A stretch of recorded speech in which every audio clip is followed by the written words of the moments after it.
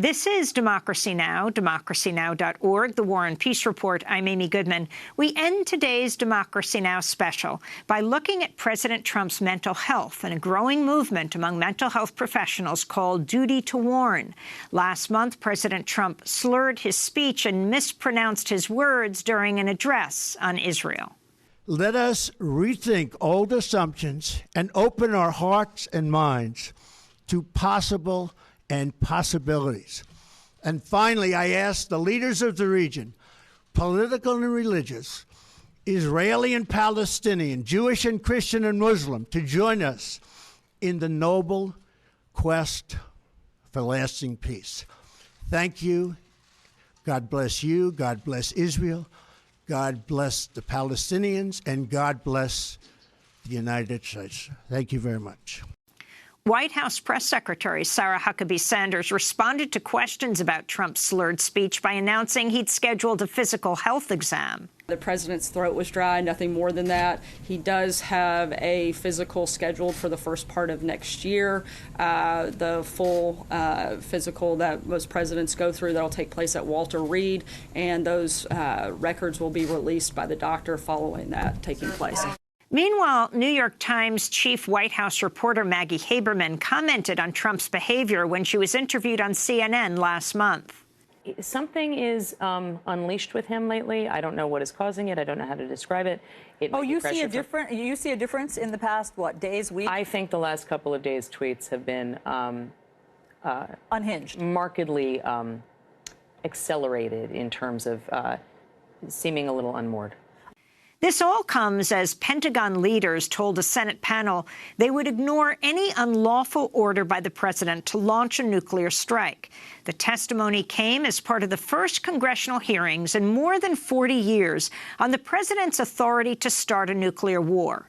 Well, last month, I sat down with Yale psychiatrist Dr. Bandy Lee to talk with her about President Trump's mental health and the growing movement of mental health experts called Duty to Warn. Dr. Bandy Lee is a forensic psychiatrist on the faculty of Yale School of Medicine, an internationally recognized expert on violence. She edited the book, The Dangerous Case of Donald Trump, 27 psychiatrists and mental health experts assess a president. The book became a bestseller when it was published in October. I began by asking her about her concerns about President Trump's mental health. It's actually historically unprecedented that so many mental health professionals have come forth with their concerns under any president of any party. So it really is the first time that this many mental health professionals are coming together in a coalition. We even have a website now, dangerouscase.org, where the public and lawmakers can discourse with us. There are thousands of us at this point. So lay out what your concerns are as a psychiatrist. So our concerns are that someone with this level of mental instability and impairment has this much power in the office of the presidency, basically the power to start a devastating war, to launch nuclear missiles, without any inhibition. You saw from the hearings that there is very little inhibition in place right now. Within 5 minutes of the commander-in-chief's orders, nuclear missiles could be launched without question. And how does that relate to his mental fitness? And, of course, his decision-making capacity. Having such levels of impulsivity, having a loose grip on reality, and being so fragile in his ability to cope with ordinary stresses, such as basic criticisms or unflattering news, will tend to unravel, especially in times of heightened stress, such as under the special counsel's investigations. Just last week, Tony Schwartz, co-author of Trump's book, The Art of the Deal, told MSNBC's Ari Melber that the president's inner circle is worried about his mental state. I know that two different people from the White House, or at least saying they were from the White House, and that turned out to be a White House number, have called somebody I know in the last several weeks to say, we are deeply concerned about his mental health. Wait a minute. You're saying you have knowledge of people calling from a White House line raising that question? Why would they do that? How do you know that? I know that because I know the person that they called. And this is a person who I absolutely trust, who has great integrity. So that was Tony Schwartz, who I think ghost wrote the book, The Art of the Deal, very close to Trump for a period of time. What are your thoughts about what he said? Well, as you know, he has a chapter in the book, even though he's not counted among the 27 experts. We do have 3 others who have been included for their special insight, their special experience with Mr. Trump, and we included him because he has special insight into these matters. And I would agree with his assessment. We speak often, we share our observations, and we're both deeply concerned. The chapter that Tony Schwartz wrote in your book, I wrote The Art of the Deal with Donald Trump. His self-sabotage is rooted in his past. Explain his point here. Well, there's actually a lot that's outlined. It's a reprint of an article that he wrote, I believe, for The New Yorker. He outlines very much his interactions and experiences with the president, and he describes most markedly this emptiness, this what he calls a black hole level of self-esteem or self-worth that is missing, whereby he can have all the admiration of the world, all the successes, and his thirst will never be quenched because of that intense need. And that is what we're seeing over and over.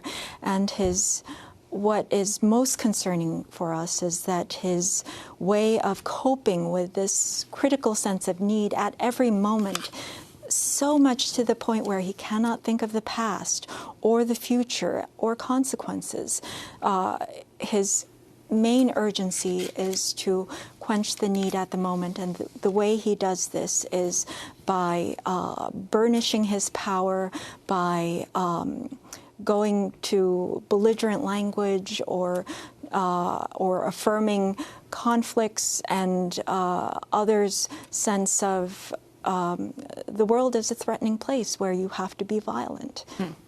This is Republican Senator Lindsey Graham of South Carolina speaking about, well, then candidate Donald Trump. This was back in 2016. I'm not going to try to get into the mind of Donald Trump because I don't think there's a whole lot of space there. I think he's a kook. I think he's crazy. I think he's unfit for office. So that was Graham in 2016. But Senator Graham sounded different last month when he spoke to CNN. You know, what concerns me about the American press is this endless attempt to label the guy as some kind of kook, not fit to be president. So that is Senator Graham now. What about what he's saying? I think the laypersons, the public or lawmakers, would be prone to underestimating the dangers of this president because most people are used to seeing individuals who are healthy. It's only professionals who see those who are impaired day in and day out.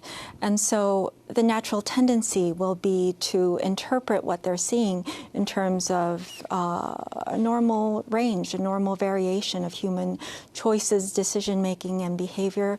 What we feel pressed to do is to warn about the situation where someone is not acting within normal range, where one is normalizing what is in fact a malignancy in one's interpretation of reality. On Wednesday, the House voted not to impeach President Trump. The vote failed 364 to 58, with all Republicans voting against the measure. The Democratic leadership also came out against the impeachment vote. The measure was introduced by Congressmember Al Green of Houston, who said on the House floor, Donald John Trump, by causing such harm to the society of the United States, is unfit to be president and warrants impeachment, trial, and removal from office. office.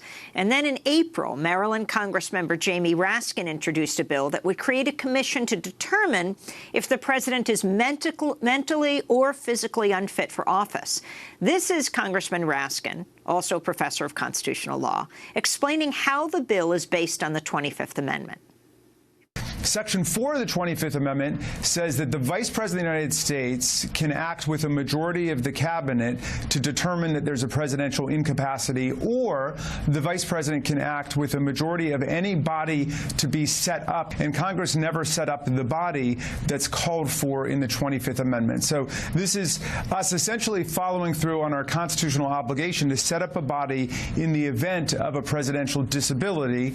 And that's something that would be determined by the body, but of course only with the Vice President of the United States. So we're talking about a body that is nonpartisan, that's independent, and that acts with the Vice President, who of course is reporting directly to the President. So it would be in the most extreme cases where there's a consensus that's developed, the President is incapable of discharging the duties of office. So that is Congressman Jamie Raskin. You just came from Capitol Hill, where you're talking to Democratic and Republican Congress members. What about this? Senator or Representative Raskin was one of the members that I got to meet, but unfortunately he was called to vote, so we didn't get to talk much. He definitely wishes to follow up, and we among ourselves have also been advocating for an expert panel that would be separate and independent and appointed by the National Academy of Medicine. So, in fact, we could work on figuring out what the solution might be for us to be able to form an independent panel that can give recommendations that he could receive through a commission. Let me ask you about this unusual article I just read that's sort of going all over the internet. Could Trump's hair drug threaten his physical and mental health? And it said, this is from months ago. This week, President Trump's doctor disclosed the president takes finasteride, a drug marketed as Propecia, to treat male pattern baldness. While it's tempting to make jokes about Trump's hair and even the sexual side effects that accompany the drug, it also has many disturbing side effects that neither the president nor any other man should risk. In the 19 years since Propecia was approved to treat hair loss from male pattern baldness, side effects have been so concerning that the term post-finasteride syndrome, PFS, has been coined, and hundreds of lawsuits have been brought. In addition to its sexual side effects, the drug effects on cognition, mood, and mental states have been documented in the scientific literature. A 2013 study in Journal of Sexual Medicine noted changes related to the urogenital system in terms of semen quality, decreased ejaculate volume, reduction in penis size, penile curvature, reduced sensation, fewer spontaneous erections, decreased testicular size, testicular pain, and prostatitis, unquote. Many subjects also noted a disconnection between the mental and physical aspects of sexual function and changes in mental abilities, sleeping patterns, and/or depressive symptoms. Do you think this is relevant? Most definitely. Mental function is not separate from physical function, and many medications have profound effects on the mind's capacity. And so this is one of the reasons why an evaluation would be so critical, because mental impairment can be just as debilitating as physical impairment, and the both are connected. So to have all the medical records, as well as to be able to get a list of medications and to do a medical exam, would be essential to doing a mental health exam. That was Dr. Bandy Lee on the faculty of the Yale School of Medicine, an internationally recognized expert on violence, a forensic psychiatrist. She edited the book, The Dangerous Case of Donald Trump, 27 Psychiatrists and Mental Health Experts Assess a President. The book became a bestseller when it was published in October. And that does it for our show, Democracy Now!, produced by Renee Feltz, Dina Guzder, Nermeen Sheikh, Carla Wills, Laura Gottesdiener, Sam Alcoff, John Hamilton, Robbie Karen, Hani Massoud, Sharina Nadura, Amel Ahmed, and Nat Needham. Mike DiFilippo and Miguel Noguera and Paul Huckabee are engineers. Special thanks to Becca Staley and Julie Crosby. I'm Amy Goodman. Thanks so much for joining us. Happy New Year.